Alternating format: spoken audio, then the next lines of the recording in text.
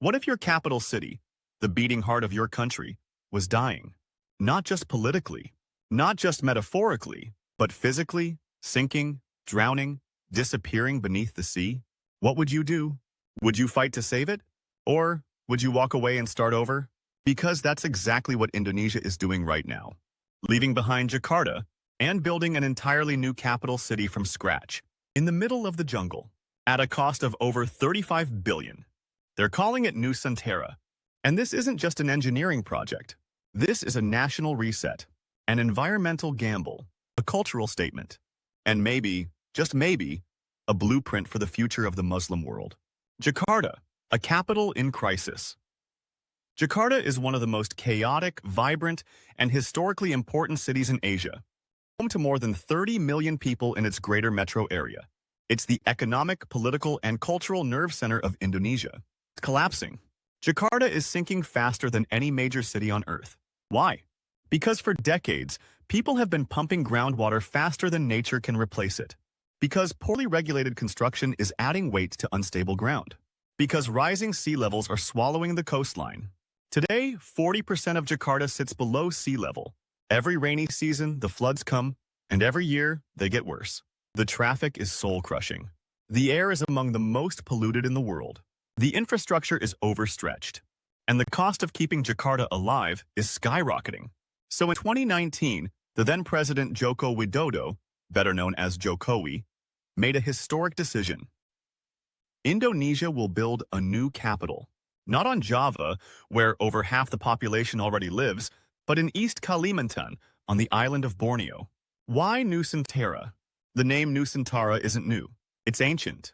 It comes from a 13th century Javanese term meaning outer islands, a poetic reference to the vast archipelago that makes up Indonesia. By choosing this name, Jokowi is making a powerful point. This new capital isn't just about moving buildings. It's about uniting the entire nation, from Aceh to Papua. It's about moving beyond the dominance of Java and building a more balanced, inclusive Indonesia. Nusantara is meant to be the symbol of a new era, one where development reaches the eastern provinces, where climate change is taken seriously, and where Indonesia shows the world what a modern, sustainable, Muslim-majority nation can look like. The grand vision. So what does Nusantara promise? According to the master plan, it will be 75% green space, powered by 100% renewable energy, designed to be car-free in most zones, connected by smart digital infrastructure, built with climate resilience at its core. The new presidential palace is already under construction, a striking modern design shaped like Garuda, the mythical eagle that symbolizes Indonesia. Government ministries will relocate. A new airport is underway, and plans include housing, research centers, universities, hospitals, and mosques, everything needed to build a complete, functioning city. Eventually, Nusantara is expected to host up to 1.5 million residents. But here's the catch. The government is only funding about 20% of the total cost. The rest will need to come from foreign investors, private developers, and public-private partnerships. So far, countries like Japan, South Korea, and the UAE have shown interest. But investors want certainty. And with elections looming and timelines shifting, that's hard to guarantee. The criticism and risks. Let's be clear, not everyone is excited about Nusantara. Environmentalists warn that the construction will devastate East Kalimantan's rainforest, home to endangered species like orangutans and rare birds. Indigenous communities, especially the Dayak people, say they weren't properly consulted. Many live on lands without formal titles, and fear they'll be displaced or erased in the name of progress. Jakarta-based civil servants, the very people who are supposed to run the new government, are hesitant to move. Some fear the city will become a ghost town.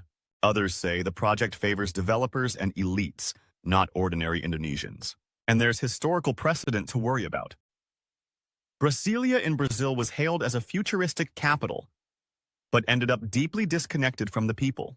Naypyidaw in Myanmar, built in secret, still feels like an empty shell. Can Indonesia avoid these mistakes? A vision for the Muslim world. Here's what makes Nusantara especially important for our audience.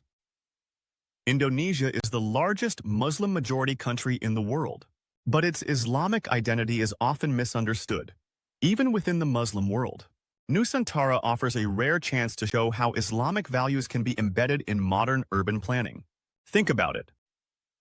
Sustainability as a spiritual responsibility, social equity in housing and access, halal finance and commerce built into the city's business models, modest fashion, halal tourism, ethical labor, zakat-linked development. This isn't about building a religious city. It's about showing that Islam, when truly practiced, can guide a city toward balance, dignity, and justice. And in a time when cities around the world are choking on pollution, inequality, and division, that's not just relevant, that's revolutionary. What's at stake?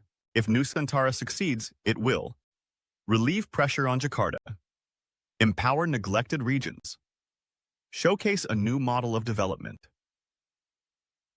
and perhaps your city looks like, but if it fails, it could become a $35 billion cautionary tale, a forest turned to concrete, a dream turned to bureaucracy, a symbol turned to dust. The choice is still being made, on the ground, every day, by workers, by planners, by communities, and eventually by the people who choose to move there or not. The bigger question. So, what does Nusantara really mean? It's a city, yes, but it's also a question, one that echoes far beyond Indonesia. Can we build something better? Can we imagine cities that don't just serve the elite, but uplift everyone? Can we balance tradition and progress, faith and innovation, nature and growth? Because in the jungles of Borneo, a new capital is rising. Not just of Indonesia, but possibly of a new Islamic, sustainable, human-centered future. Nusantara is still under construction, but its story has already begun. The only question is, will the world be ready to listen or follow?